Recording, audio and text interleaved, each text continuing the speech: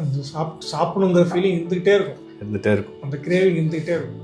So இவர் வந்து sleep disturbance, dream disturbed sleep, இல்லைனா சம்டைம்ஸ் ஸ்லீப்பே வராது, க்ரானிக் டயபெட்டிக் பேஷண்ட். அதனால வந்து ஓவர் ஃபுட் கிரேவிங் இருக்கும். சாப்பிட்டு முடிச்சுட்டு ஒரு 1 ஹவரில் பசிக்கும், நம்ம அது சாப்பிட்ட அப்புறம் திருப்பி ஒரு 1 ஹவரில் பசிக்கும், சாப்பிட்டுட்டே இருக்கணும். அப்படி ஏதோ ஒரு நெருப்பில் வந்து எல்லாத்தையும் போட்டு எரிஞ்சு போகிற மாதிரி வந்து அவரோட இன்டெஸ்டைன் ஒர்க் பண்ணிட்டு இருந்தது. how much ever he eats மறுபடியும் பசிக்கிட்டே இருக்கும். So this was his problem. Plus தூக்கம் இல்லை, தூங்குனா ட்ரீம்ஸாக வரும்.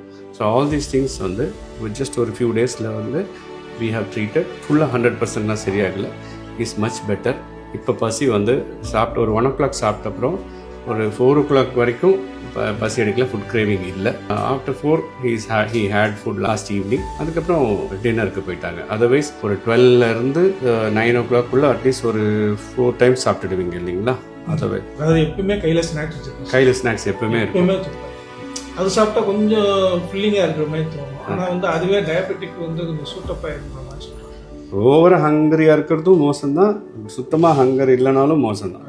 So it should be in between. Correct டைமில் பசிக்கணும், சாப்பிடணும், அப்புறம் நெக்ஸ்ட்டு மீலுக்கு கரெக்டாக பசிக்கணும், அப்படி இருந்தால் நல்லது.